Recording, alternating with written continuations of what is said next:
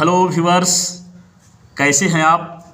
आशा करता हूं आप स्वस्थ, भला चंगा, खुश मिजाज और बहुत ही बढ़िया होंगे।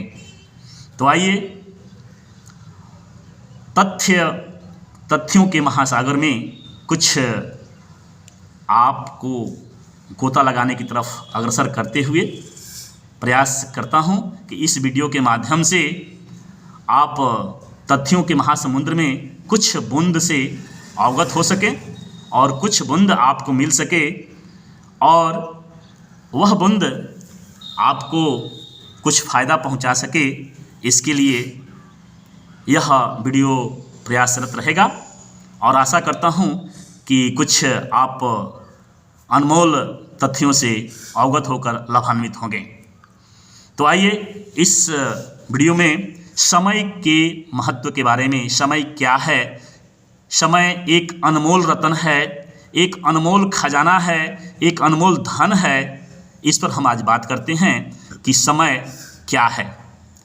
तो समय की पहचान, समय के स्वरूप की तरफ हम ध्यान देते हैं तो समय को दूसरे शब्दों में भी कुछ इस तरह से यूँ व्यक्त किया जाता है, यूँ लिखा जाता है। अंग्रेजी भाषा में इसको टाइम कहते हैं, समय को टाइम कहते हैं। लैटिन भाषा में इसका रूप बदल जाता है और वह टेम्पस रूप में आता है। फिर फ्रांसीसी भाषा में आपको टेम्प्स के रूप में नज़र आता है और जर्मनी भाषा में इसका रूप जेट हो जाता है, JEIT। तो इस तरह से समय आपको कितना महत्वपूर्ण है और यह कई रूपों में, विविध भाषाओं में कई रूपों में सामने आता है। अब हम चलते हैं समय को परिभाषा की परिधि में बांटने के लिए। समय को परिभाषा की परिधि में बांटते हैं तो हमें स्पष्ट रूप से ये सामने आता है कि समय जब दो लगातार घटनाओं के घटित होने की स्थिति आती है तो हम परिभाषा की परिधि में जब समय के ऊपर विचार करते हैं तो इसे यूँ परिभाषित कर सकते हैं कि जब दो लगातार घटनाओं के घटने की प्रक्रिया शुरू होती है तो उस समय जो अवधि का जो अंतराल होता है समय के रूप में उसे देखा जाता है। इसे यूँ कह सकते हैं दो लगातार घटनाओं के घटित होने अथवा किसी गतिशील बिंदु के एक बिंदु से दूसरे बिंदु तक जाने के अंतराल या प्रतीक्षानुभूति को ही हम समय कहते हैं। अर्थात किसी गतिशील बिंदु के एक बिंदु से दूसरे बिंदु तक जाने के अंतराल या प्रतीक्षानुभूति ही समय कहलाता है। तो आप समय की परिधि में परिभाषा की परिधि में समय को देख लिए। अब समय की पहचान सबके लिए अत्यावश्यक। कोई भी वस्तु है वह सबके लिए अत्यावश्यक जरूरी क्यों है? क्योंकि समय को हमने यहाँ नोट किया है कि समय एक अनमोल रत्न, एक अनमोल खजाना है। और यह क्यों है, किसके लिए है? जो समय की पहचान कर लेता है, समय की कीमत को जान लेता है। तो समय की पहचान सबके लिए आवश्यक इसलिए है कि वह उस अपने समय का सदुपयोग सदैव कर सके। क्योंकि उस कुछ समय में अगर कोई चाहता है तो एक नीडी पर्सन को, एक मजबूर व्यक्ति को सहायता करके सही समय की पहचान, सही सेवा करके दे सकता है।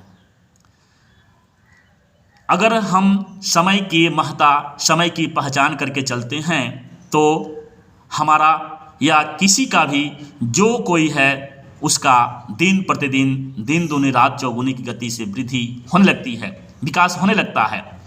समय बहुत कीमती इसलिए होता है कि 1 मिनट का समय भी किसी के लिए बहुत कीमती हो जाता है और वही 1 मिनट का समय किसी के लिए कोई मायने नहीं रखता है। 1 घंटा किसी के लिए बहुत कीमती होता है और वही 1 घंटा कोई ध्यान नहीं देता है। तो ऐसा इसलिए होता है कि समय की पहचान हम नहीं करते हैं।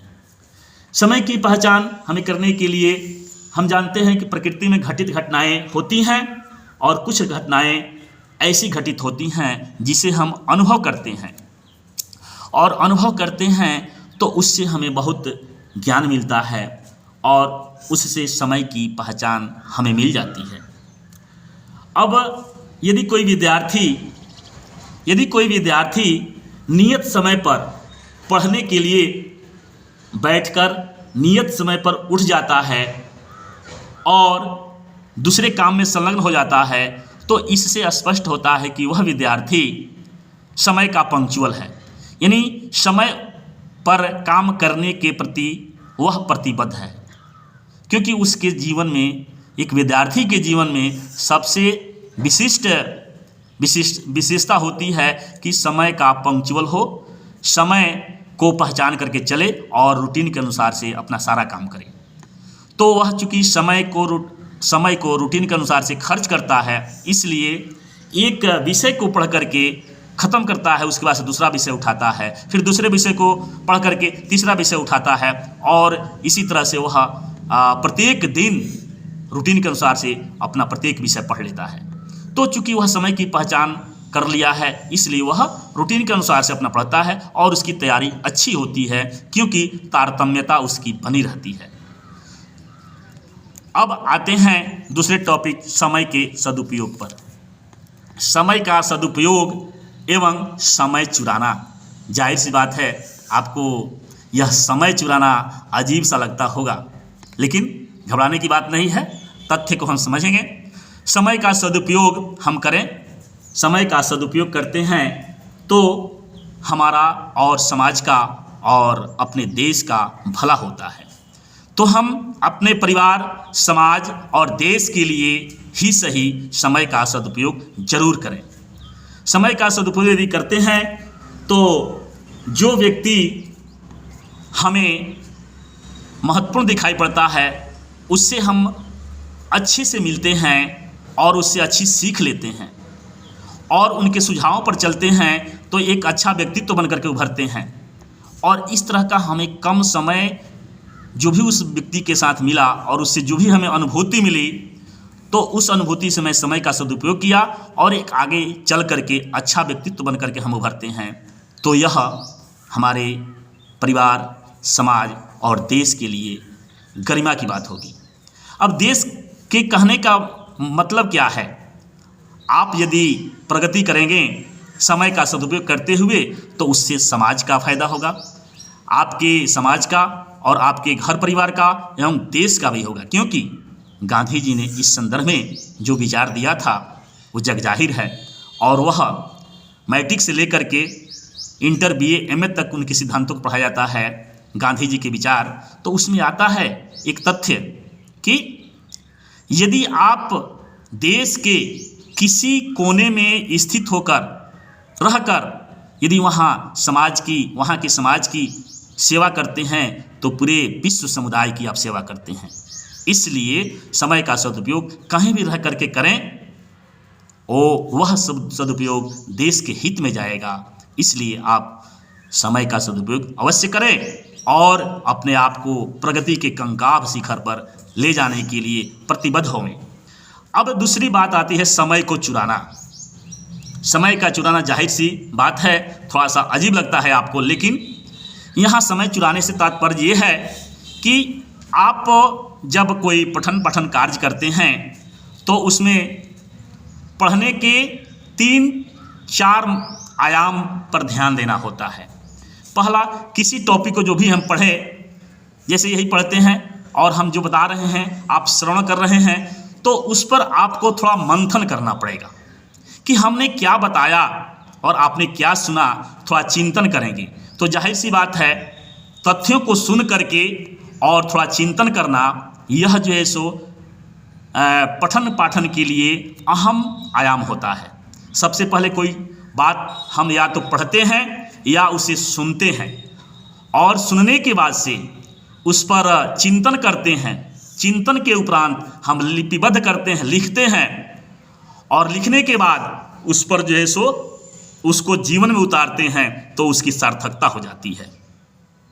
तो उसी कड़ी में समय को आप सदुपयोग करते हुए जब कोई अध्ययन करते हैं, किसी प्रकार का कोई तथ्य याद करते हैं, जो चिंतन करते समय कोई आसान काम आप जैसे घर का कोई काम कर रहे होते हैं और उस समय आप चिंतन की प्रक्रिया कर लेते हैं, तो चिंतन की प्रक्रिया यदि उस समय करते हैं जो अब घर का कोई काम कर रहे होते हैं, तो वैसी परिस्थिति में आपका समय काम करने पर जाना चाहिए, लेकिन आपका चिंतन उस समय चल रहा होता है और आपका काम भी हो रहा होता है।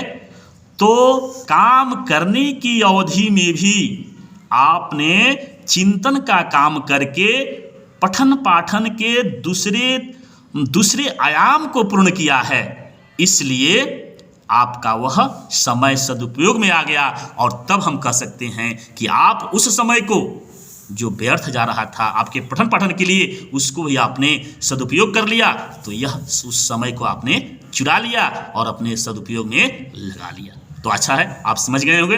अब चलते हैं दूसरे टॉपिक की तरफ, समय की पहचान सबको आवश्यक क्यों। अर्थात समय की पहचान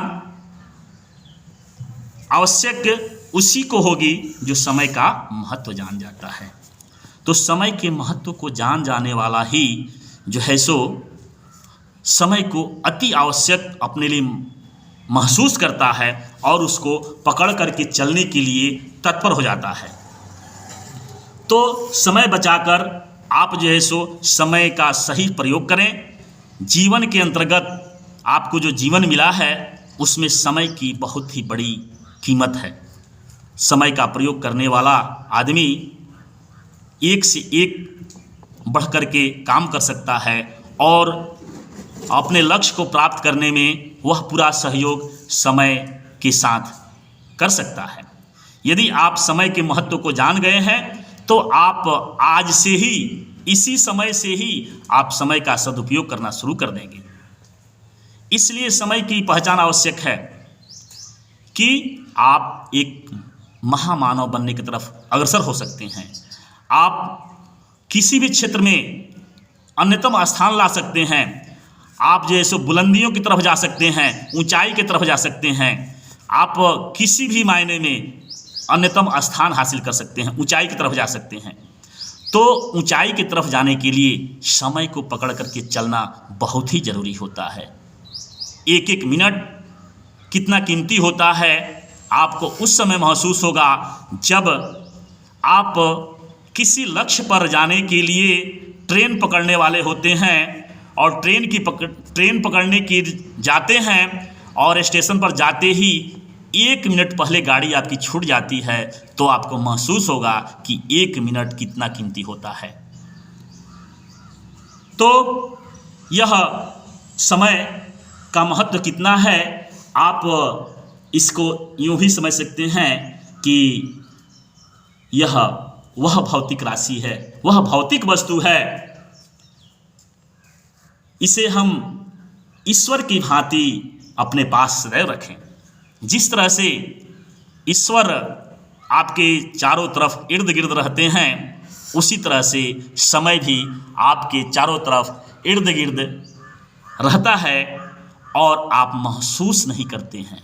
यदि महसूस कर लेंगे तो हमेशा समय के पारखी बन जाएंगे, और समय का पारखी जो बन जाता है, समय के महत्व को जो समझ लेता है, वह मन में जो धारणा रखेगा, मन में जो संकल्प करेगा, उसके संकल्प जरूर पूरे होंगे।